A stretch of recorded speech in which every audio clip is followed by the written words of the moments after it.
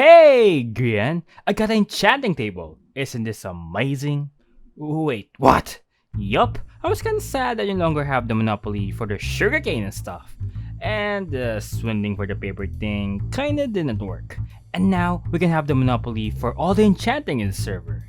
And look down there! A lot of friendly people clearly wants enchanting. Isn't this great? Give enchanting! Oh look! Our friends from the ranch has arrived. Scar? I think they're burning your pandas. What? Yeah. So, anyway, we would like to ask if we can enchant. No! Can we end session? Nope. Well, ending the session right now is probably the best idea. So, pool party? Bruh.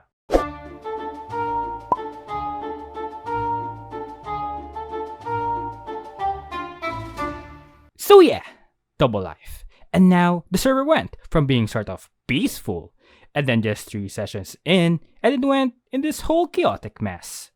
Fires here, Jelly Pandas there, Pearl there, hosts everywhere. The series went from becoming a romantic telenovela about relationships breaking up. And then this guy arrives and basically had this idea of a simple fun game that turned everything around and brought the server into this red chaos.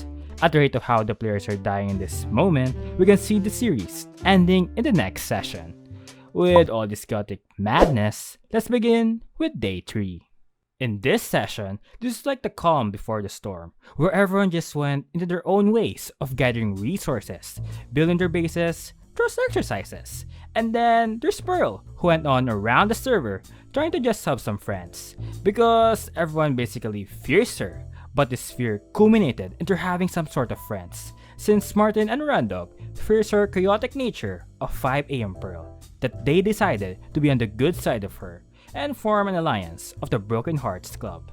With this newly formed alliance, Pearl is finally able to gain friends and sort of calm down a little bit. But for her partner on the other hand, well, let's just say it's not going so well. Speaking of things not going so well, Martin wanted to reconcile his relationship with Cleo and clarify some things with her. They're about to amend their relationship and be falling in love again. But they did the literal part of falling because Martin miscalculated and punched way too hard that Cleo literally fell down and lost their green life. Hey, Pearl! Have you seen my horse? Nope. Oh. Well, anyway, want some paper? Nope. Well, how about this? Yes. So, for quite some time, Grian has been hoarding all the available sugarcane in the server.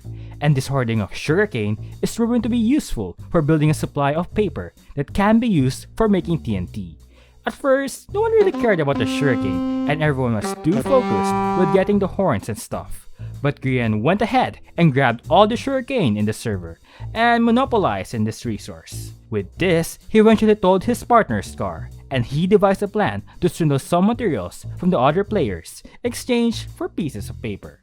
But no one really bought the whole paper business thing, and they're more focused on getting their hands on sugarcane of their own. This plan to monopolize the sugarcane eventually backfired when a literal search party was initiated to dig up the surroundings of the Spiky Cake Fort.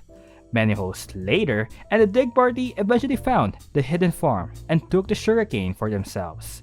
With the plan now ruined, Grian moved on to monopolize all the sand in the server, so no one can make TNT. But as the duo gathers some sand, a very dangerous beast is about to be summoned and wreak havoc in the server. Tango, who was angry about the ranch being burnt down, sought to seek revenge against Scar and his Jelly Pandas. But instead of just burning the sanctuary, he went into another method of revenge: the Warden. He summoned the Warden near Scar and Grian's base to wreak havoc into the Jelly Panda sanctuary. But instead of going to the pandas, it went into a complete detour and chased after Tango and Jimmy and went to the ranch instead. With the Warden's noise getting louder, Big B went outside the safety of the box and got curious about the Warden's whereabouts. And in his curiosity, he ended up getting blown up by a creeper, which was blamed to B-Dubs, who only tried to protect them from harm. Big B's death made the box to become the first red lives in the server, making them a threat to everyone including the loose Warden. Warden still on the loose, Red Lives on the loose, and Scar also on the loose, getting his most pristine possession in every life series he's in, the Enchanting Table. B-dubs, the Enchanting Table is here, right? Yup. Well, if I ever, lose control and take the Enchanting Table, which it will totally not do, can you remind me to not take it? Okay. Oh, by the way, Scar, this may be totally out of place to say, but I heard that your soulmate, Grian, definitely hates you a lot. I mean, when did I ever lie? Oh. Scar? Can we go now? Scar! So, yeah. Yet again, Scar took the Enchanting Table. And we know what happens when Scar takes the Enchanter. The server will go wild in. But before they went wild, they went on to play some totally fun, not harmful game of Fishing Rod, where you fish someone up high in the air. This game was initiated by Grian, and you all know what happens when Grian is involved. It doesn't really end well, because Joel fell down the ground, turning him red, which makes their closest allies and neighbors now against them. Pearl also assisted in this chaos, and yet again, 5am Pearl kicks in that she has this great idea of yoinking their stuff, just for fun. The both boys were not happy about this, that they immediately went after Pearl, but despite Pearl about to give up their items, she was cornered and slayed by Joel, losing her green life. Cleo and Smager were recruiting Ito and Joel to go after the ranchers, their rivals, to assassinate them, in retaliation against what they did to Cleo. The both boys initially hesitated in the offer, since they already made friends with the ranchers, and they are currently busy with locating the enchanter. And then Chippin pops up, and so they accepted the offer, and immediately went straight to the Spiky Cake Fort to confront them. Scar and Grian barricaded themselves up high the flammable fort. Made of this very flammable wooden platform, they foresaw the coming threat of the Enchanting Table in their possession. But in the totally unrelated event with the confrontation at the Spiky Fort, Impulse fell down a hole while trying to get a disc for the pool party later, which makes Grian and Scar become the last soulmates with 3 lives intact in the server. S tier! With Scar not giving up the Enchanter, Joe and Ito set fire some jelly pandas to lure Scar out from his hiding. And as Scar saw his jelly pandas slowly burn, he went straight down, Grian losing his mind, and Scar, being the S tier he is, successfully did an MLG. Everyone who witnessed the MLG was amazed and in awe that Scar was able to distract them with his S tier Scar moves and save the jelly pandas from further harm. This S tier Scar MLG distraction made the both boys went after the ranchers instead to take the 4 diamonds bounty. After the events in the Spiky Fort, everyone went to cool down in B-Dubs and Impulse's pool. B-Dubs and Impulse invited everyone to join into the party, with the pure intention of getting along with everyone, chatting with others, and quite possibly spreading more rumors again. But unknown to the organizers, they're about to be assassinated.